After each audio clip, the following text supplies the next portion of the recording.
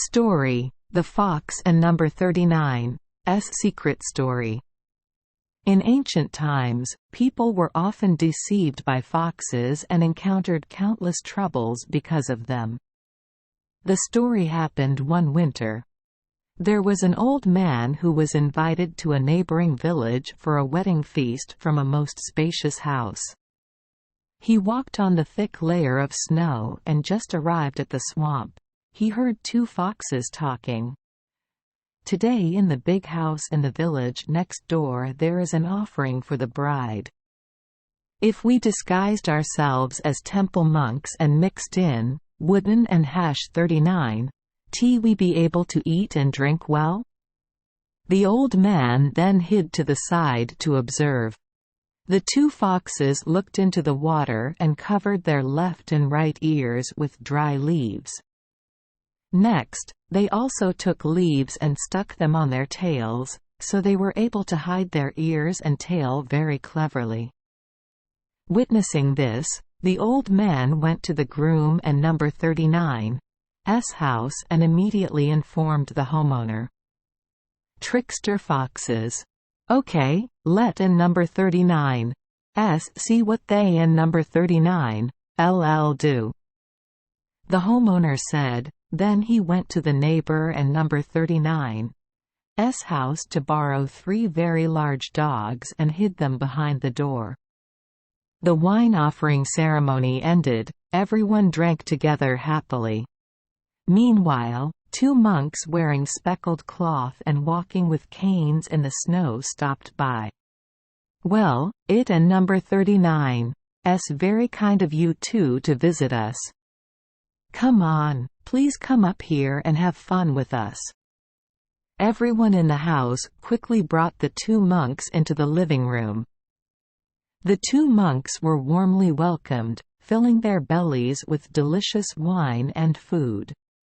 After eating and drinking to his heart and Number 39's content, the monk said, "Next, let and Number 39's dance a congratulatory dance together."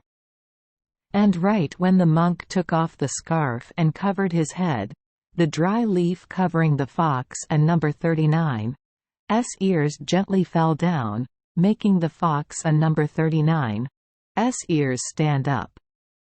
It and Number 39's gone, the monk thought, and then the tail also appeared. So, the crowd rioted, "You guys are foxes disguised as monks. Close all the doors and throw them to the dogs." The 2 foxes were stripped of their disguises, had their tails bitten by dogs, jumped into the rafters in panic and escaped half alive through the chimney. The next day, the old man said goodbye to his landlord and left. Crunching his steps through the thick layer of snow, as he approached the swamp the day before, from the fox and Number 39's den he heard a voice talking. The old man gently approached, straining his ears to listen. The 2 foxes the other day were discussing with each other, "Oh, what a disaster. I was almost bitten to death by dogs. We can and Number 39's let us lose face like this. We have to call the foxes in Yatsumori, Akanuma, the mountain foxes, and the swamp foxes to come here. Tonight we go together to that house, climb on the roof and shake it until it collapses to vent our anger."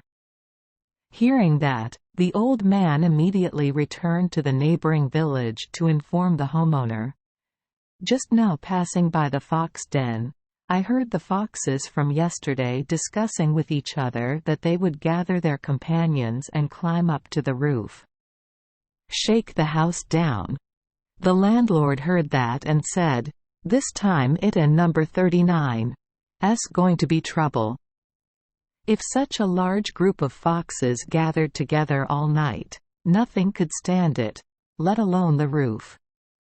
We have to do something, otherwise. Immediately he gathered the village and Number 39's young men together and whittled as many bamboo poles as possible. Next, he placed spikes around the house. The sun was setting and dinner had just ended when suddenly the roof shook violently. Bang! Roar! The foxes have begun to act. Usually things like this last until the next morning. Yet the shaking immediately stopped and then everything fell silent. It was morning. Everyone stepped outside and saw the foxes slipping and falling from the roof, their buttocks impaled on bamboo poles, lying dangling in the morning sunlight. The foxes sneaked a look around, rustled their butts off the hook, and headed straight away. Thank you for joining us for today's fairy tale. We hope these stories bring joy and meaning to your day. If you love our channel, please hit the subscribe button so you won't miss any exciting tales. Wishing you a good night and sweet dreams. See you in the next story.